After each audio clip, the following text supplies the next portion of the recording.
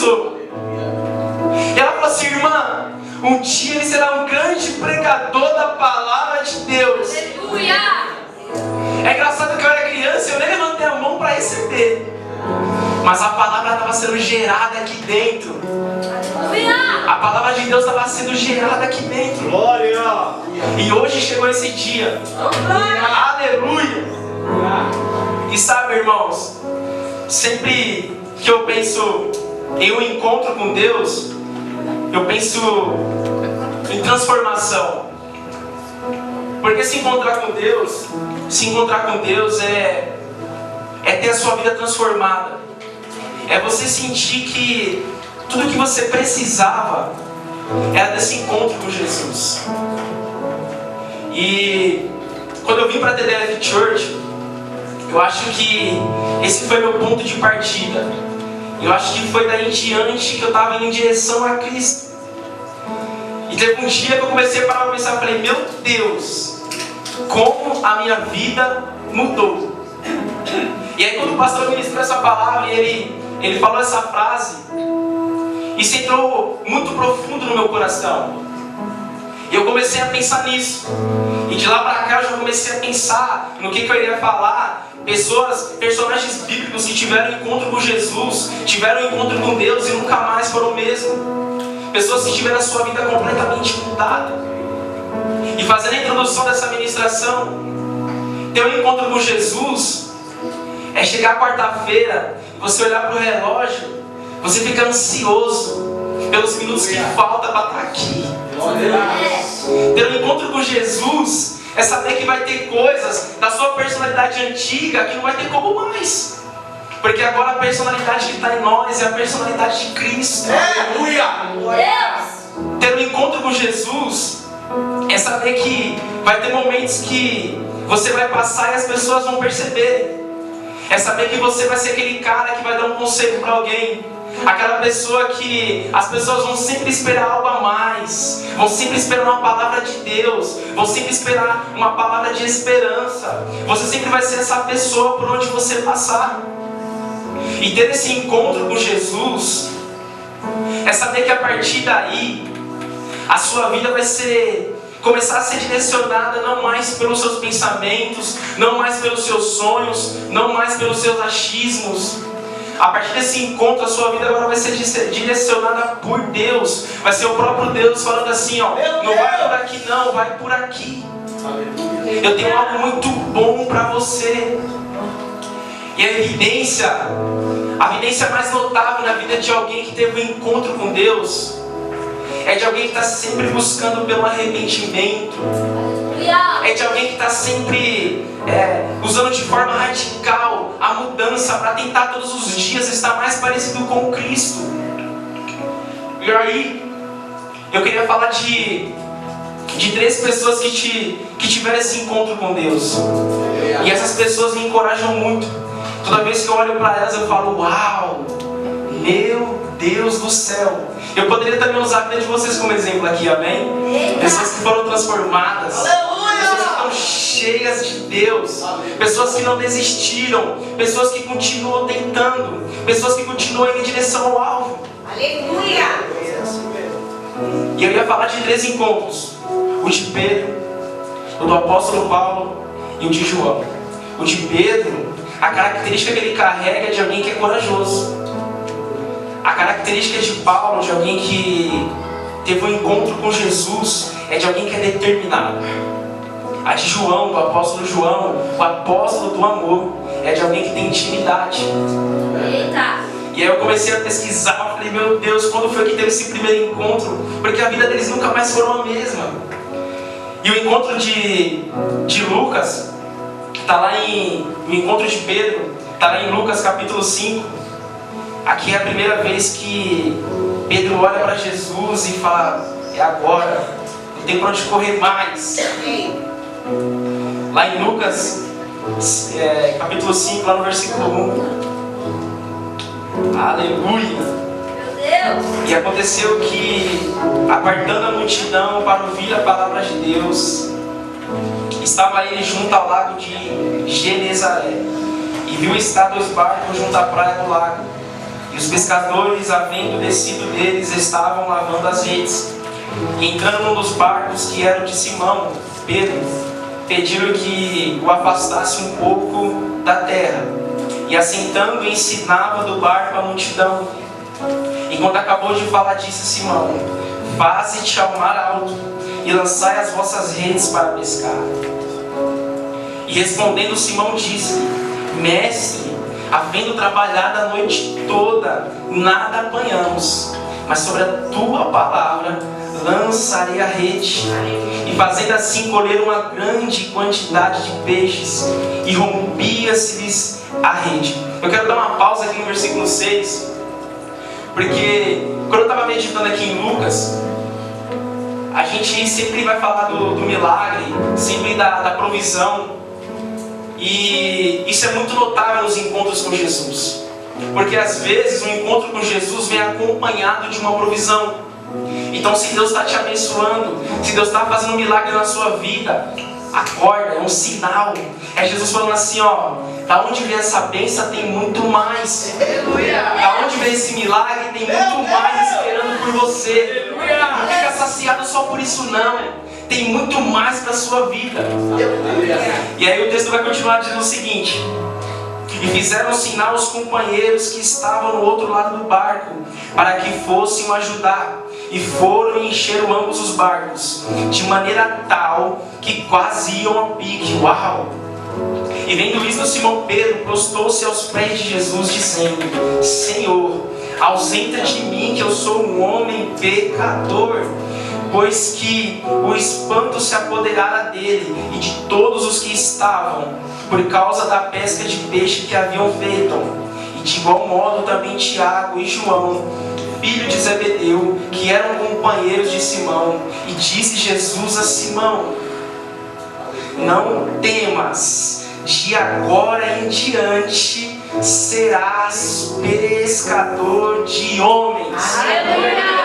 Irmãos, talvez esse momento aqui tenha tido um trevo na cabeça de Pedro, porque Pedro já estava adiantando, eu acho que ele já estava até desconfiado. Eu acho que Jesus vai falar alguma coisa para mim, então já vou antecipar: Jesus, sai de perto de mim, porque eu sou pecador, eu não tenho, o que eu tenho para te oferecer?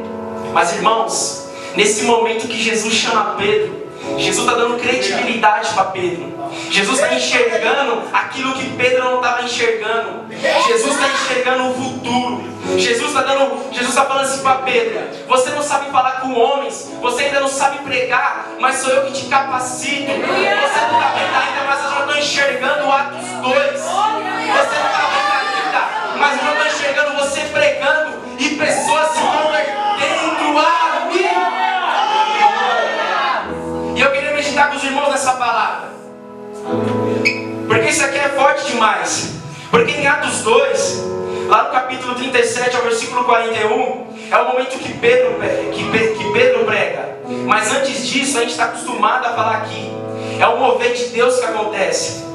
Porque em Atos 2 é onde tem o mover do Pentecostes. É quando o Espírito Santo desce e toma aquele povo e deixa todo mundo doidão, deixa todo mundo chapado de Deus.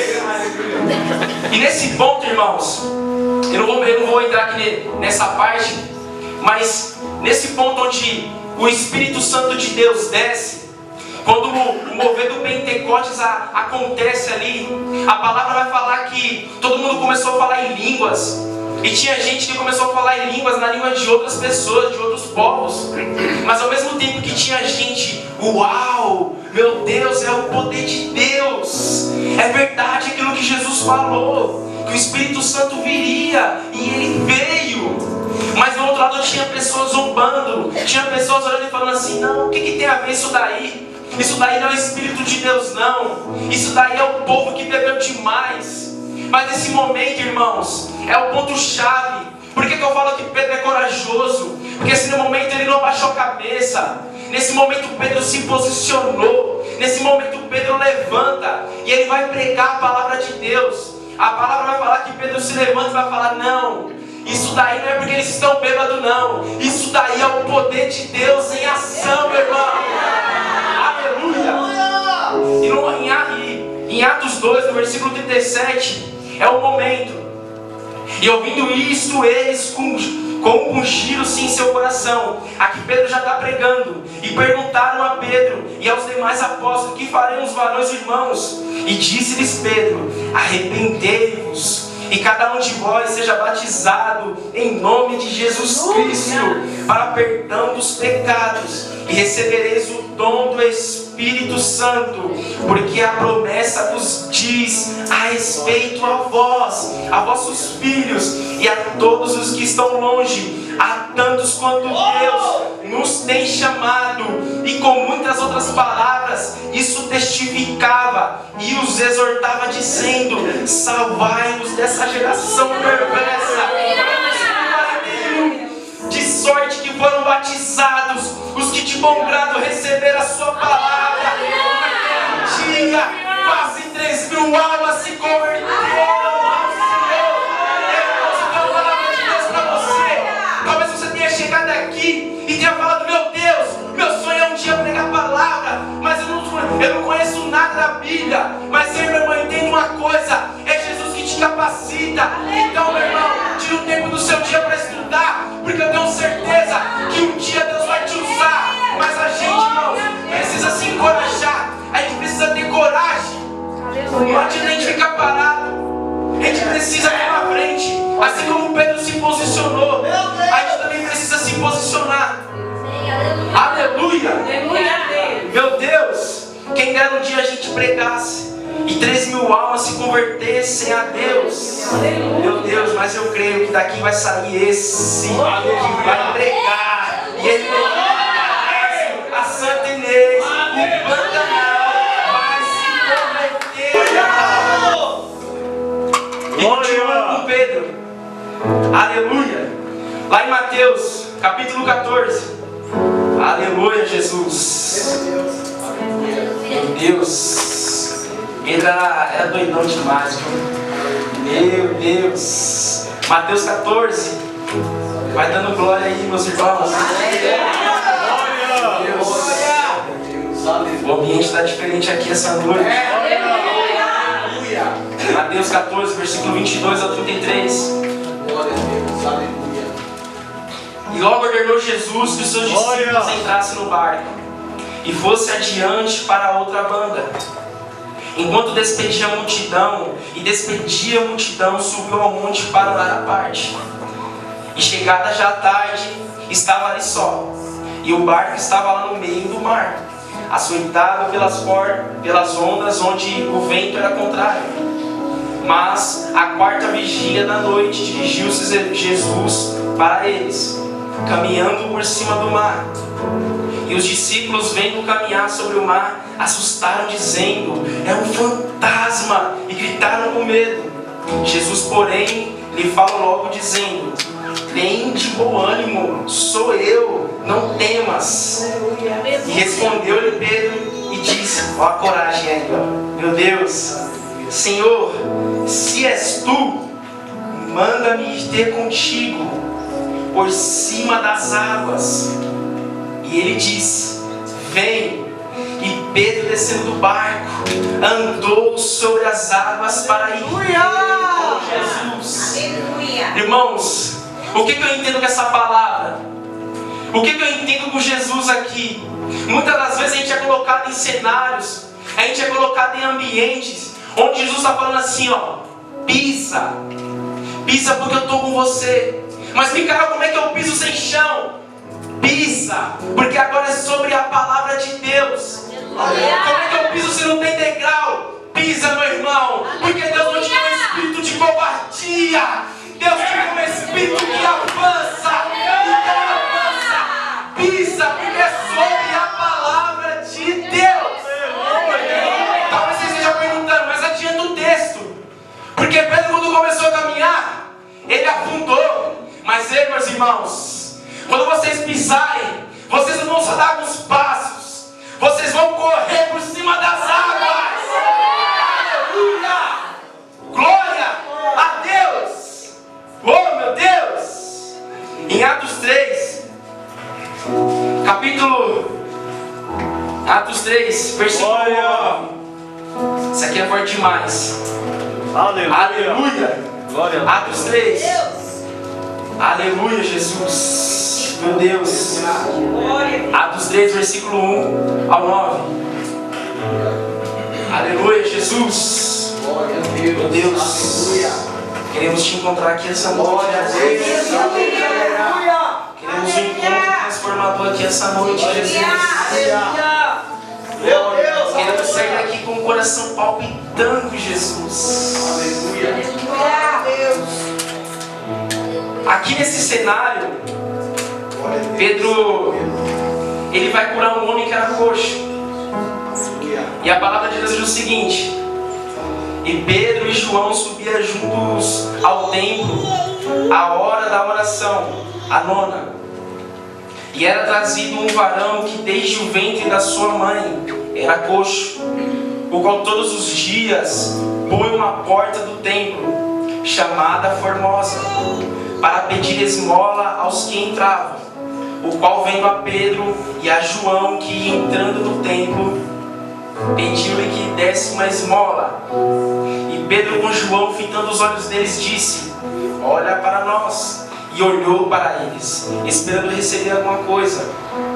Irmãos, isso aqui é muito forte, porque quem já fez algum trabalho de caridade sabe como é que é. Se você levar um pouquinho de pão e um pouco de marmita para alguns e uns ficar sem, é treta.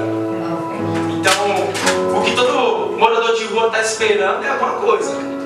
Não adianta você chegar já falando uma palavra de conforto para ele, uma palavra de transformação, que é muito provável que vai dar treta. E se você não levar para todo mundo, esses dias na firma a gente foi fazer um trabalho e a gente levou alguns calçados, algumas roupas, uns kits, cobertores para o frio. E aí a gente foi num lugar onde tinha pouquinhas pessoas. A gente teve tempo de conversar, a gente entregou, a gente conheceu a vida deles. Mas aí a gente foi em outro lugar, meu Deus. Irmãos, tinha gente demais. Aparentemente tinha pouca pessoa. Aqui é o lugar. Tem mais uns 30 kits ali. Vai ser umas 20, 30 pessoas. Todo mundo vai sair feliz. Na hora que nós abrimos o carro, começou a entregar. Esse povo, quem pegava o kit saia correndo para avisar outras pessoas. E aí já era, pelo maior reboliço. Teve um carinha que fui falar que ele tinha cara de jogador de futebol e foi bravo comigo. Falei, que jogador de futebol o quê? E saiu bravo.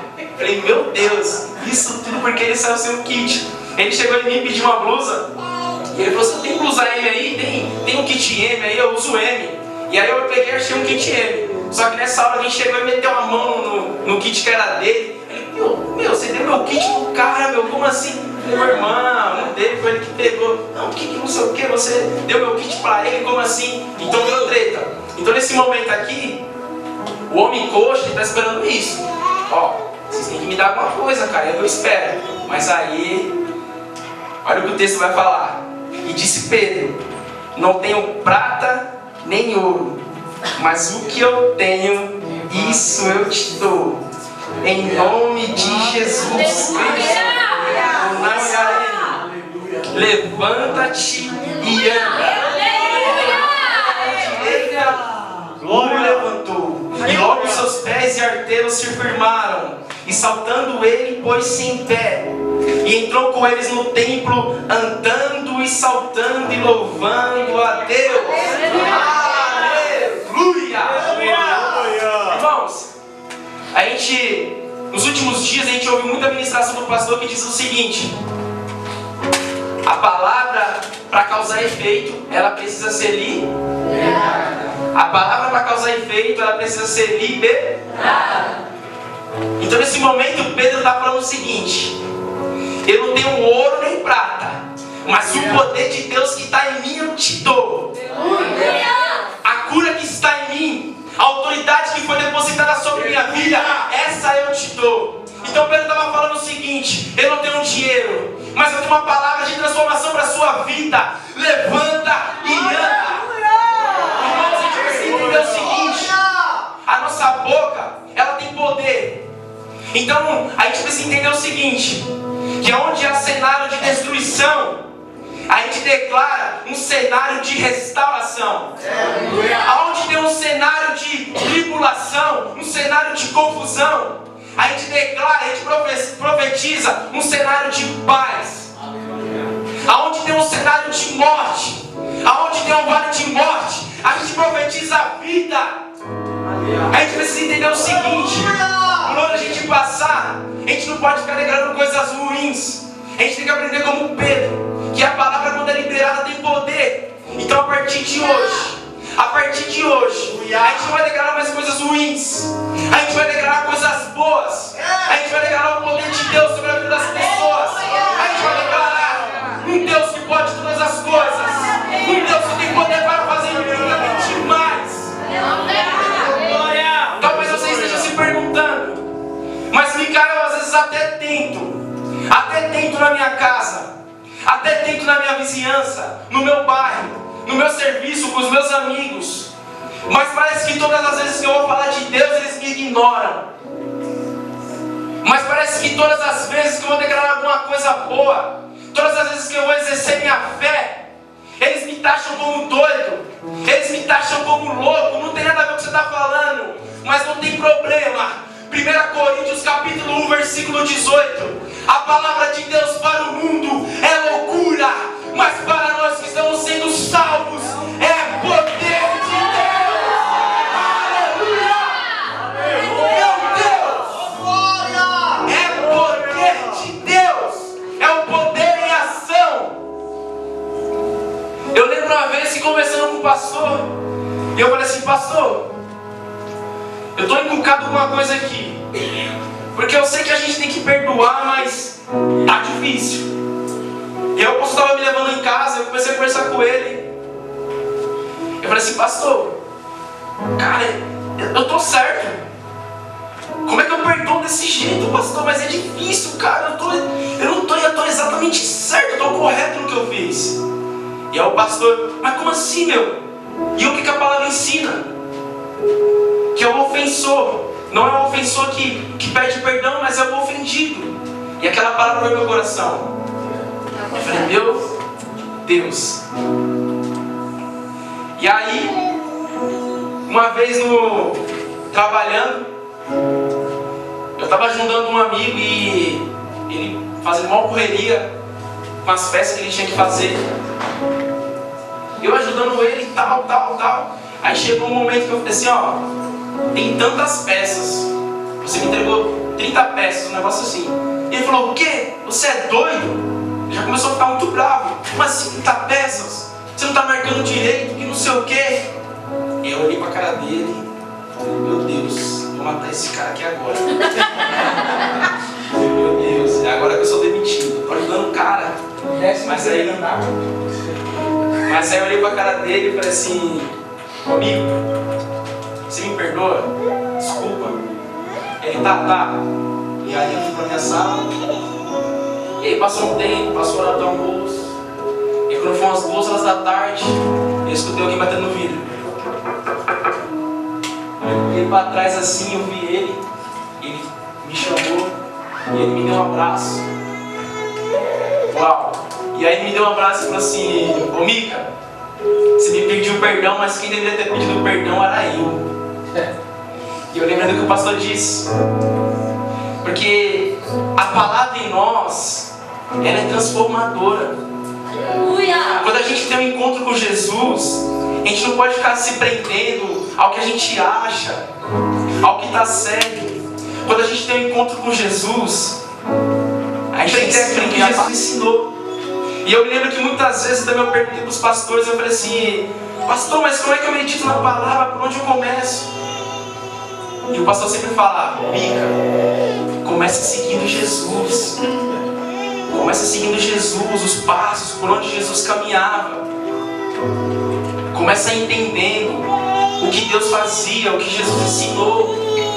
E ter um encontro com Jesus é saber que mesmo em dias ruins, mesmo em momentos difíceis, em cenários onde na verdade era para você ser aplaudido, você vai ser colocado de lado. Mas não tem problema, porque foi o próprio Jesus que disse o seguinte: tenha bom ânimo. Tenha bom ânimo porque eu venci o mundo. Aleluia. Vai e ministrem a palavra. Porque enquanto vocês estiverem pregando, enquanto vocês estiverem falando no meu nome, eu estarei com vocês. Aleluia. Quando a gente começa a entender que independente do momento, independente da circunstância, Jesus está com a gente. Somos pessoas transformadas. Somos pessoas que mudou o caráter. Agora o nosso caráter é parecido com o caráter de Cristo.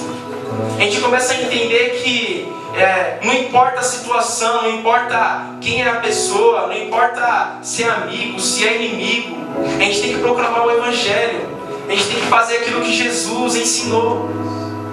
E seguindo para o outro encontro, um dos encontros mais, acho que, marcantes da Bíblia, o encontro de Paulo. Aleluia, Jesus. Glória a Deus. Meu Deus. Atos capítulo 9. Aleluia. Meus irmãos, se vocês não dão glória nesse momento, eu vou começar a achar que o ambiente mudou. E eu não quero pensar nisso não. O céu está aberto aqui, amém? Aleluia, Jesus. Atos capítulo 9. Aleluia.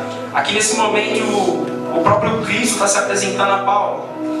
E Saulo, respirando ainda ameaças e mortes contra os discípulos do Senhor, dirigiu-se ao sumo sacerdote e pediu-lhes cartas para Damasco, para as sinagogas, a fim de que, se encontrasse alguns daquela seita, quer homens, quer mulheres, ia os conduzir presos a Jerusalém. E indo no caminho, aconteceu que, chegando perto de Damasco, subitamente o cercou um resplendor de luz do céu. Olha o que o versículo 4 vai dizer. E caindo em terra, ouvia uma voz que lhe dizia: Saulo, Saulo, por que me persegues? E é engraçado esse versículo, porque Jesus, quando se trata a Paulo, ele vai falar o seguinte: por que me persegues? Porque perseguir o povo de Deus é perseguir o próprio Deus. E olha como isso é sério. E ele disse: quem é, Senhor? E disse o Senhor: eu sou Jesus, a quem tu persegues. Duro é para ti recalcitrar contra os aguilhões. E ele, tremendo atônito, disse: Senhor, o que queres que faça? E disse-lhe o Senhor: levanta-te e entra na cidade, e lá te será dito o que te convém fazer. Aleluia. Nesse momento é o ponto crucial da vida de Paulo, porque nesse momento aqui Paulo está indo perseguir os cristãos como de costume, mas agora não foi profeta que apareceu a ele, não foi alguém cheio de Deus que apareceu a ele, foi muito mais que isso. Foi o próprio Jesus olhando de cima e falando: ei, por que tu me persegues? E nesse momento Paulo caiu na consciência do que ele deveria fazer, e o que ele estava fazendo estava tudo errado. Todo mundo sabe que eu gosto de números, e não podia ser diferente nessa ministração. Eu fui tentar entender como foi a caminhada de Paulo. Irmãos, é surreal. Durante a sua jornada como alguém convertido, como alguém que teve um encontro com Deus, como alguém que andava determinado, Paulo fez mais de 3 viagens missionárias. Paulo entrou em mais de 30 cidades pregando o Evangelho de Deus. Paulo caminhou mais de 30 mil quilômetros pregando o Evangelho de Deus. Talvez você está se perguntando: que tanto número é esse? Só para você ter uma ideia, 30 mil quilômetros é como se a gente desse 2 voltas em torno da terra. Isso é o que ele caminhou pregando a palavra de Deus. E nesse momento, você pode perceber que aqui Jesus está falando Saulo, Saulo, e depois a Bíblia vai retratar Saulo como Paulo. Para algumas pessoas a mudança de nome faz algum sentido, para outras não. Talvez o nome Saulo seja pelo significado, aquele que foi resgatado, aquele que foi caçado, e a gente percebe que foi isso mesmo. E talvez pelo nome de Paulo, alguém que passou de uma transformação, porque Paulo no grego é pequeno, talvez pela sua estatura, ou talvez pela sua humildade. Os dois fazem sentido, os dois se encaixariam perfeito na vida de Paulo. E por que eu falei que Paulo é determinado? Por que eu falei que Paulo, ele entendia exatamente para que ele foi chamado? Porque Paulo, quando tem encontro com Jesus, ele entra no propósito de Deus. Irmãos, quem caminha sem propósito de Deus, sem saber o propósito de Deus, caminha perdido. A gente precisa entender que a gente precisa caminhar no propósito de Deus. Deus tem um propósito para essa igreja, tem ou não? Glória. A gente precisa caminhar junto com o propósito de Deus. Em Atos, no capítulo 16, Atos 16. Glória. Isso é um momento que... Aleluia. Glória a Deus. Aleluia. Isso é um momento que eu ia pedir para o grupo de louvor já subir. Aleluia.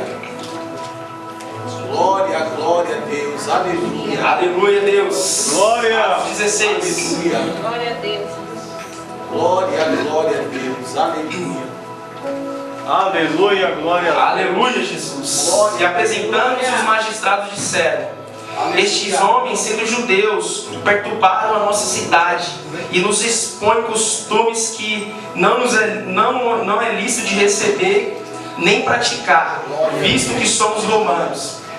Uma pausa aqui para o texto, só para os irmãos entenderem o cenário aqui da história. Antes do capítulo 16, no capítulo 15, Paulo tem uma certa discussão ali com Barnabé, e um vai para um lado, o outro vai para o outro. Paulo escolhe Silas, Barnabé escolhe Marcos. Paulo, quando escolhe Silas, eles vão para outro caminho. E é engraçado que até eles chegarem a Macedônia, que é onde está sendo retratado aqui esse episódio, eles estão indo para 2 lugares. Só que nos 2 lugares onde eles vão, Deus fala o seguinte: não vai não, porque não é aí, vai para lá. Ele vai em um e Deus fala com Paulo: não é aí. E aí depois o próprio Deus fala com Paulo: ó, o caminho que você tem que ir é para Macedônia. Tem pessoas lá que precisam ouvir a minha voz. E aí o texto continua. No 22. E a multidão se levantou unida contra eles. E os magistrados, rasgando-lhes os vestidos, mandaram açoitá-los com varas. Mas Micael, por que mandaram prender? Por que mandaram açoitá-los? Um pouco antes desse episódio, Paulo, quando está em direção à Macedônia, quando ele está entrando na cidade, tem uma mulher que adivinha, que tem um espírito de adivinhação. Ela começa a olhar para eles e fala assim: ó, esses aí eles têm proclamado o Deus Altíssimo. Esses daí começa a encher o saco de Paulo. Chega uma hora que Paulo fala: meu, eu te expulso o demônio, sai em nome de Jesus, sai espírito da imundícia, sai dessa mulher. E o espírito sai. Só que o problema começa porque esse espírito que tinha na mulher era o que trazia recursos para as pessoas daquela época. E quando Paulo expulsa esse demônio, quando aquela mulher é curada, começa uma treta muito louca, porque aquela mulher trazia dinheiro para os romanos. E quando os romanos olham para Paulo e para Silas, foram 2 coisas. Uma, porque eles perderam o lucro deles. E a segunda, porque eles acharam que Paulo e Silas eram judeus. Então eles ajudaram as 2 coisas. Falou: meu, é agora que o couro come. Prende os 2. E aí no versículo 23, e havendo-lhes dado muitos açoites, os lançaram na prisão, mandando ao carcereiro que os guardasse com segurança, o qual, tendo recebido tal ordem, os lançou no cárcere interior, e lhes se assegurou aos pés ao tronco. E perto da meia-noite, Paulo e Silas oravam e cantavam hinos a Deus, e outros presos os escutavam. E de repente sobreveio um tão grande terremoto, que os alicerces do cárcere se moveram, e logo se abriram todas as portas, e foram soltas as prisões. Aleluia. E foram soltas as prisões de todos. Pausa no versículo 26.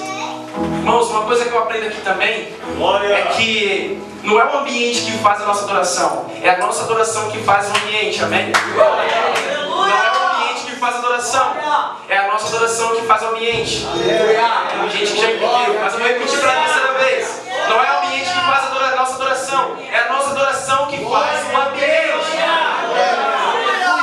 Paulo entendia o propósito de Deus.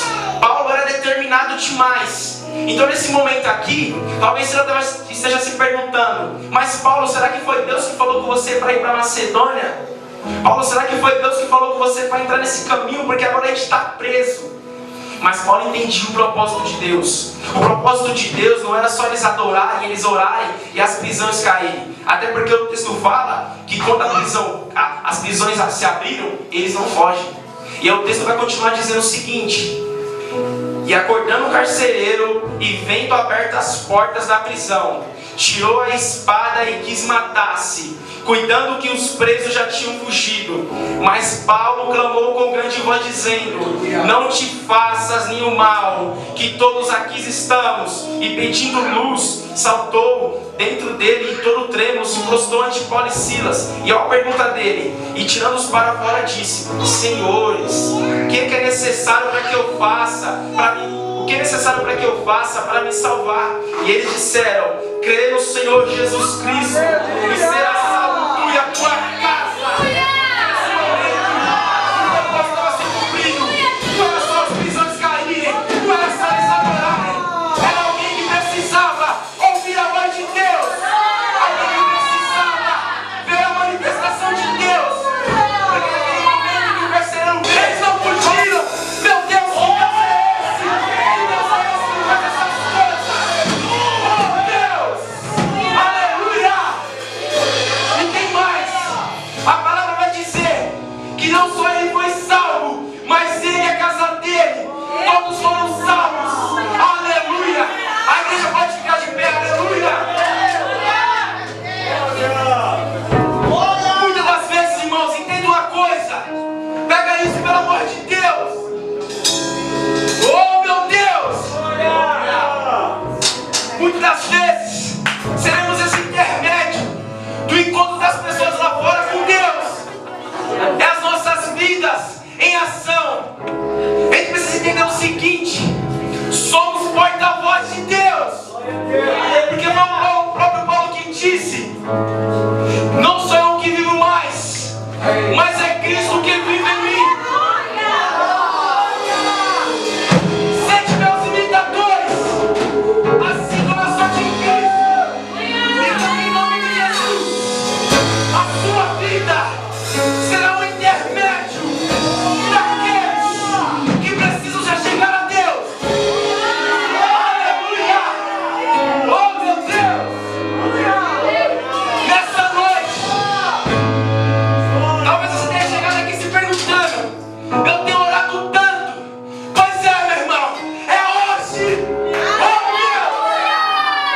O céu está aberto. O céu está aberto.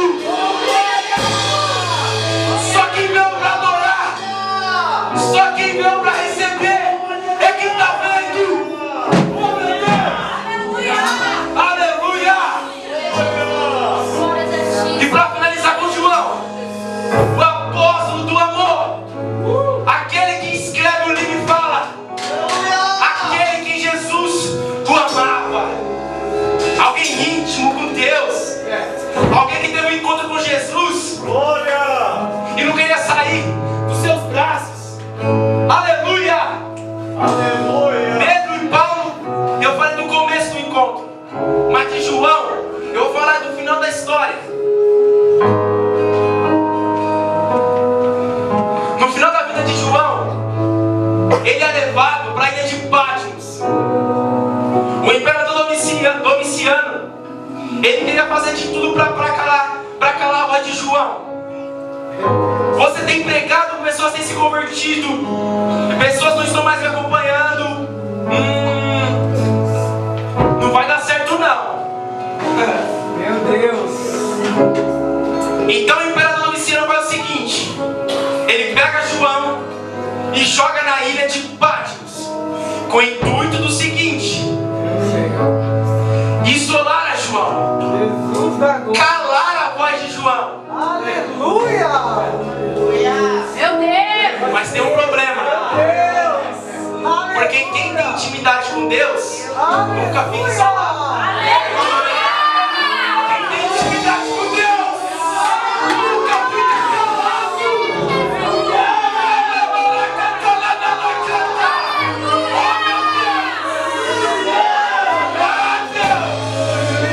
Essa intimidade, ó Pai. Aleluia! Essa intimidade. Aleluia! E ó, Apocalipse capítulo 1.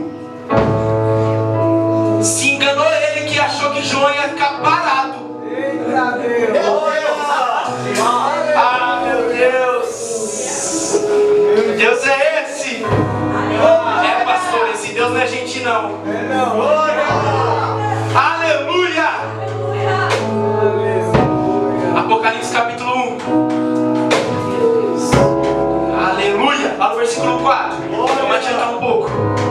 João, as 7 igrejas que estão na Ásia, graça e paz seja convosco, da parte daquele que é, que era e que há de vir. Aleluia! E dos 7 Espíritos que estão diante do seu trono, e da parte de Jesus Cristo, que é a fiel testemunha, o primogênito dos mortos, o príncipe dos reis da terra, aquele que nos ama e em seu sangue nos lavou dos nossos pecados e nos fez reis e sacerdotes para Deus e seu Pai. A Ele a glória e poder para todos sempre.